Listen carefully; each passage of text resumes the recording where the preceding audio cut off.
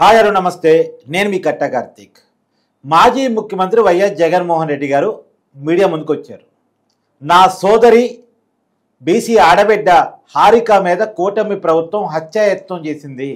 అత్యంత దారుణంగా కూటమి కార్యకర్తలు చంద్రబాబు గారి, లోకేష్ గారి డైరెక్షన్లో ఇష్టారాజ్యంగా దాడులు చేస్తూ ఉన్నారు అనేటువంటి విషయాన్ని చెప్పేటువంటి ప్రయత్నం చేశారు. కానీ చాలామందికి ఆ దాడి గురించి వాస్తవాలు తెలియాల్సిన అవసరం ఉంది. అందుకనే ఆ దాడి ఎలా జరిగింది, ఎందుకు జరిగింది, అసలు హారిక మీద దాడి జరిగిందా లేదా, దాడి చేసిన వాళ్ళు ఎవరు, దాడిని రాష్ట్రంలో రావణ కాస్తంలో మారుద్దామనుకున్నది ఎవరు, పేర్ని నాని ఆ యొక్క వీడియో కాల్ కూడా, లీక్ అయిన వీడియో కాల్ కూడా మనం చూసాం. ఆ కాలు వెనకాల వైసీపీ ప్లాను, ఇవన్నీ కూడా మనం గతంలో చర్చించుకున్నాం. మరొకసారి వాటి గురించి తెలుసుకునేటువంటి ప్రయత్నం చేద్దాం. నాతో ఉన్నారు సీనియర్ జర్నలిస్ట్ డివి శ్రీనివాస్ గారు. సార్ నమస్కారం. నమస్తే సార్, జగన్మోహన్ రెడ్డి గారు ఇవాళ మీడియా ముందుకు వచ్చారు. బీసీ ఆడబిడ్డ హారిక వాళ్ళ భర్త మీద జరిగిన దాడి గురించి ఆయన మాట్లాడారు. టీడీపీ కార్యకర్తలు, కూటమి కార్యకర్తలు సైకోలు అంటూ చెప్పేటువంటి ప్రయత్నం చేశారు. ఏమన్నారు ఇది? ఎవరినో కొట్టి మొగసాలకి ఎక్కిందంటారు. ఇప్పుడు ఇవాళ హారిక మీద నిజంగా దాడి జరిగితే ప్రతి ఒక్కళ్ళు ఖండించాలి. ఆమెని అసభ్యంగా మాట్లాడిన ఏది మొన్న ప్రసన్న కుమార్ రెడ్డి ప్రశాంతి మేడంను ఉద్దేశించి మాట్లాడాడు. దానిపైన ఇవాళ హైకోర్టు కూడా ఫైర్ అయింది. అవును, మామూలుగా ఫైర్ అవ్వాల. అసలు నువ్వు మాజీ ఎమ్మెల్యే ఉండి ఒక మహిళా శాసనసభ్యురాలి పట్ల ఆ విధంగా మాట్లాడతావా అని అతనేంటి దాన్ని కనీసం పశ్చాత్తాపం కానీ, పరివర్తన కానీ, క్షమాపణ కానీ చెప్పకుండా ప్రసన్న ఏమన్నాడు, నా వ్యాఖ్యలకు మళ్ళీ కట్టుబడి ఉన్నా అని మరుసటి రోజు అన్నాడు. అవును, ఒకసారి కంపేర్ చేయండి. ప్రసన్న కుమార్ రెడ్డి ప్రశాంతి మేడం మీద చేసిన వ్యాఖ్యలు, లేదు హారిక మీద వీళ్ళు చెప్పారన్న వ్యాఖ్యలు ఏమన్నా ఉన్నాయా ఆ మోడల్లో? ఇప్పుడు దాడి ఎవరు చేశారు, ఎవరు అసభ్యంగా మాట్లాడారు, మిమ్మల్ని రావద్దు అన్నా కూడా అక్కడికి వచ్చింది ఎవరు, ఎందుకు వచ్చారు? రావచ్చు, వచ్చే హక్కు మీకు ఉంది. జడ్పీ చైర్పర్సన్గా ఆమె అక్కడికి వచ్చారు. వచ్చినప్పుడు పోలీసు ఏమని చెప్పింది, వేరే మార్గంలో పంపించారు. పంపిన తర్వాత కూడా మళ్ళీ మీరు అక్కడికి తిరిగి వచ్చారు, రివర్స్లో రాంగ్ రూట్లో వచ్చి అక్కడే పెట్టుకున్నారు వాహనాన్ని. అంటే పెట్టుకోవటమే కదా, ఆమె భర్త రాము ఆ వీడియో కూడా బయటకు వచ్చింది కదా, ఎల్ భాష.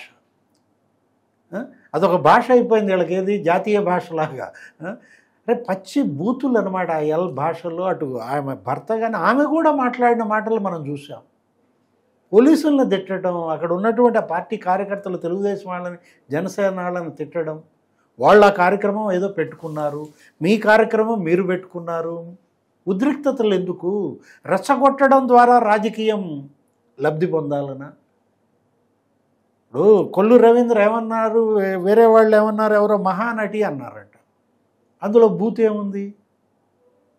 ఇది నటన కాదా?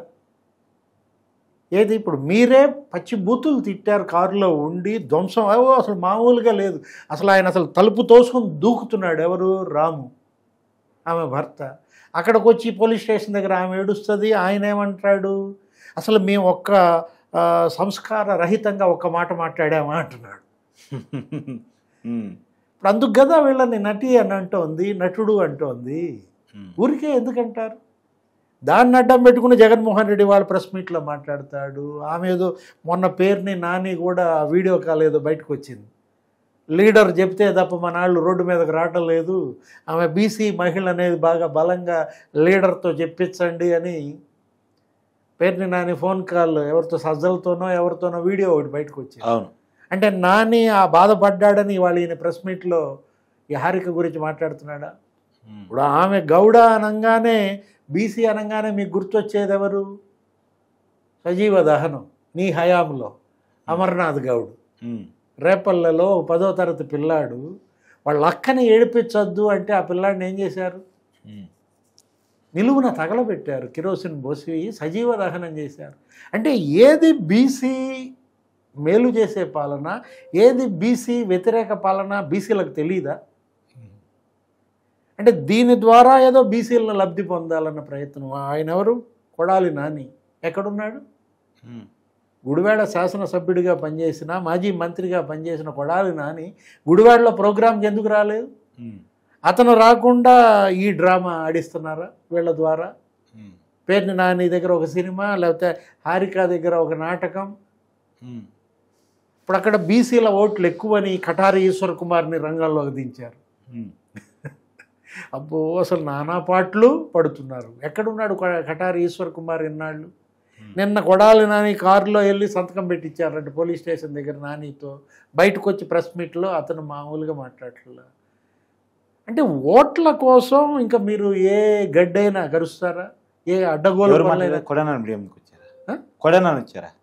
కొడాలి నాని పోలీస్ స్టేషన్లో సంతకానికి వెళ్తే అతని కారులో కటారి ఈశ్వర్ కుమార్ వెళ్ళాడు. ఓకే,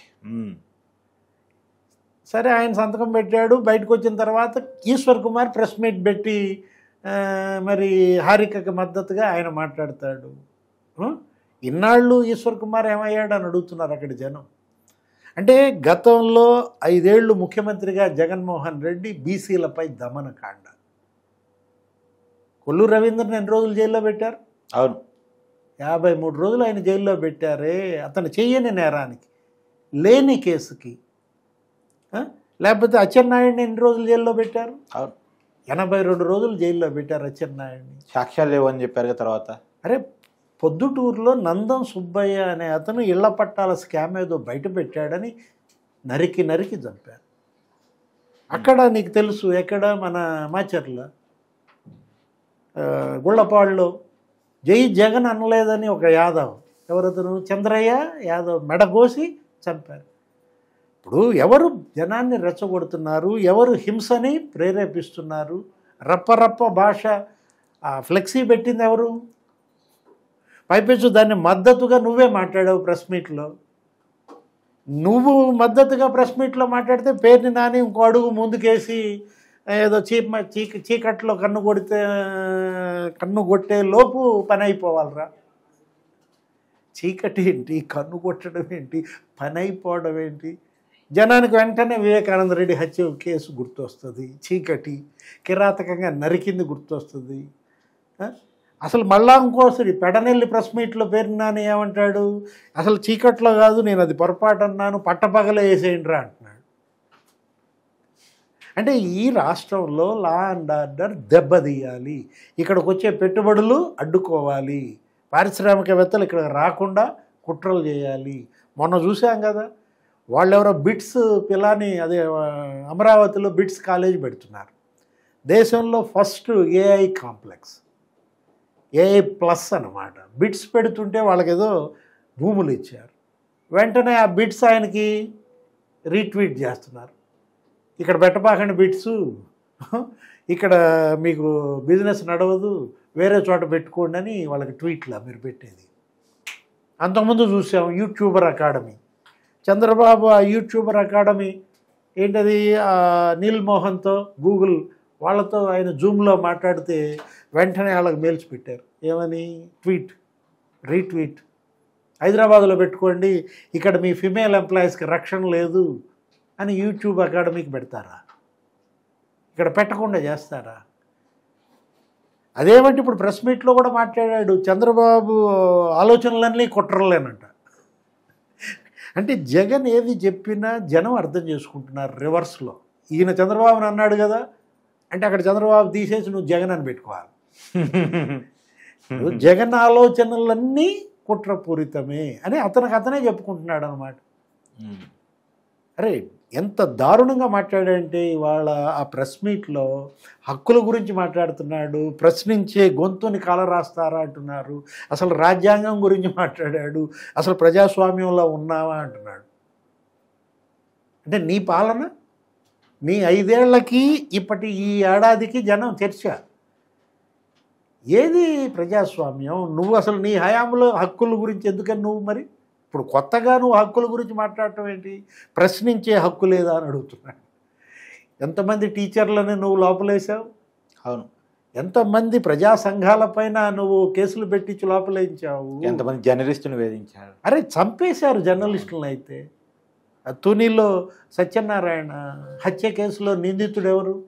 నీ మంత్రి కాదు. A6 ఎవరు? నీ క్యాబినెట్లో మినిస్టరు. నువ్వు అసలు అసలు మామూలుగా లేదేంటి ఆ సినిమా. డీజీపీ అంటేనంట మాఫియా డాన్ అంట. అసలు ఆ మాటలేంటి, అసలు ఇంకా తను ఏంటంటే ఒక ఫ్రస్ట్రేషన్, ఇదంతా ఇరిటేషన్. మిథున్ రెడ్డి ఇవాళ రేపో మాపో అరెస్ట్ అంటున్నారు. అవును. ఇక ఆ ఫ్రస్ట్రేషన్తో మనం చూసాం. అంతకుముందు ప్రెస్ మీట్లో చెవిరెడ్డి భాస్కర్ రెడ్డి ఫ్రస్ట్రేషన్, ఇవాళ ఈ ప్రెస్ మీట్లో మిథున్ రెడ్డి ఫ్రస్ట్రేషనా, అందుకొచ్చిన ఇరిటేషనా? ఏదైనా జగన్మోహన్ రెడ్డి మాత్రం మనకన్నా జాలేస్తుంది, కానీ అతను చూస్తే జనానికి జాలేయటంలా. Thank you sir. నమస్తే.